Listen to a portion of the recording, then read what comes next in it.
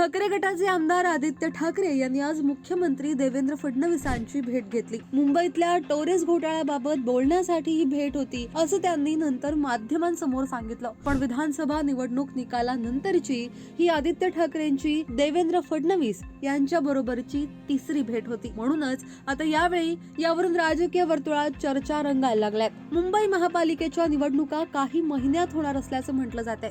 या पार्श्वभूमीवर मुख्यमंत्री फडणवीस आणि आदित्य ठाकरे यांची भेट झाली। आज सकाळीच आमदार आदित्य ठाकरे यांनी मुख्यमंत्री फडणवीसांची भेट घेतली। आजची ही तिसरी भेट होती। याआधी आदित्य ठाकरे यांनी नागपुरात अधिवेशनादरम्यान मुख्यमंत्र्यांची भेट घेतली होती। या सलग भेटीमुळे राजकीय वर्तुळात चर्चा सुरू झाल्यात। मागच्या वेळी ठाकरेंनी भेट घेतली त्यावेळी त्यांनी माध्यमांना ही भेट मुंबईतल्या विविध प्रश्नांसंदर्भात होती अशी प्रतिक्रिया दिली होती।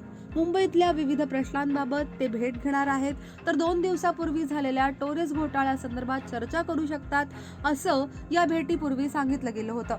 मुख्यमंत्री देवेंद्र फडणवीस यांची भेट घेतल्यानंतर आमदार आदित्य ठाकरे यांनी माध्यमांना प्रतिक्रिया दिल्या। आमच्या होणाऱ्या भेटीगाठी जनहिताच्या कामासाठी आहेत असंही आदित्य ठाकरे म्हणाले। पोलीस कॅम्पांमध्ये जे रिटायर्ड पोलीस ऑफिसर्स असतील जे अजूनही राहत आहेत त्यांना दंडनीय शुल्क जो लावलेला आहे तो आमच्याकडे जो 20 रुपये पर स्क्वेअर फूट होता तो साधारणपणे 150 रुपये पर स्क्वेअर फूट झालेला आहे। आमची विनंती हीच राहिलेली आहे की एक भूमिका घेऊन याच्यात हा परत एकदा जो शुल्क लावलेला आहे तो स्थगित करावा किंवा पुन्हा एकदा जो आधीचा होता त्याच्यावर आणावा, कारण हा शुल्क कोणालाही परवडत नाही, हा दंड कोणालाही परवडत नाही। अनेक पोलीस परिवार असे आहेत जे तिथे 2 पिढ्या 3 पिढ्या महाराष्ट्राची मुंबईची सेवा केलेली आहे। साधारणपणे मुंबई पोलिसात ते कार्यरत राहिलेले आहेत आणि त्यांच्यासाठी हा दंडनीय शुल्क जो आहे तो जास्ती आहे, तो कुठे ना कुठेतरी कमी व्हावा। दुसरी मागणी हीच होती जी आधी देखील मागच्या सरकारमध्ये जे घटनाबाह्य सरकार होतं त्याच्यात आश्वासन दिलं गेलं होतं की लगेच स्थगित होईल 8 दिवसात, ते काही झालं नाही। दुसरी मागणी जी होती ती हीच होती की रिटायर्ड पोलीस जे आहेत, जे निवृत्त पोलीस परिवार आहेत त्यांना मुंबईमध्येच घरं द्यावी।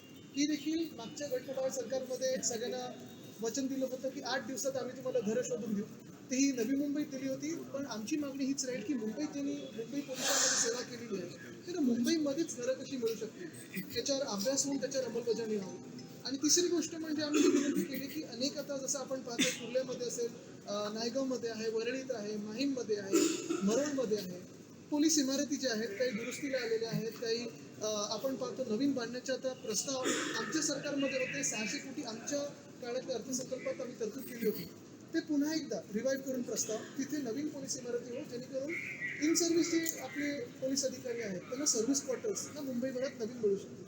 ही झाली आमची पोलीस खात्याबद्दलची मागणी, गृह खात्याबद्दलची मागणी। दुसरी मागणी ही होती आणि विनंती ही होती की आजच्याच सरकारच्या काळी आपल्याला आठवत असेल का हायकोर्ट सुप्रीम कोर्टच्या ऑर्डरच्या अनुषंगाने आम्ही सर्वांसाठी पाणी ही योजना आणली होती। सर्वांसाठी पाणी म्हणजे कुठची गृहनिर्माण संस्था असतील, झोपडपट्टी असतील, या सगळ्या ज्या काही आपले हाऊसिंग सोसायटीज असतील त्यांचं लीगल स्टेटस न पाहता त्यांना पाणी देणं हा त्यांचा अधिकार आहे, हक्क आहे पाणी मिळणं आणि सरकारचं कर्तव्य।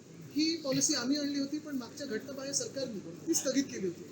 सरकार बदललेलं आहे, कुठे ना कुठेतरी आम्हाला आश्वासन हे पण मिळतं की जेव्हा सरकार बदललेलं आहे नवीन सरकारमध्ये विरोधी पक्ष आणि सत्ताधारी पक्ष जनहिताची जी कामं असतील ती एकत्र येऊन करू शकतात। आणि म्हणून इथे चांगल्या मनाने मोकळ्या मनाने आम्ही इथे आलो, मुख्यमंत्री महोदयांची भेट घेतली आणि सर्वांसाठी पाणी ही योजना मुंबईमध्ये लगेच लागू करावी आणि ती जी स्थगिती दिली ती उठवावी ही आमची सर्वांची मागणी होती। काही दिवसांपूर्वी मुख्यमंत्री देवेंद्र फडणवीस यांचं सामनाच्या अग्रलेखातून कौतुकही करण्यात आलं होतं।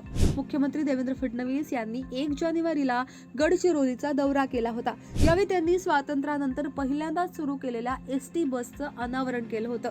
नक्षलवादी जिल्हा म्हणून ओळख असलेल्या गडचिरोलीला पोलाद शहर करण्याचा केलेला निर्धार आणि नक्षलवाद्यांनी मुख्यमंत्र्यांसमोर केलेलं आत्मसमर्पण या सगळ्याच कौतुक सामनातून केलं गेलं होतं। या अग्रलेखातील कौतुकानंतर राजकीय वर्तुळात चर्चा सुरू झाल्या होत्या।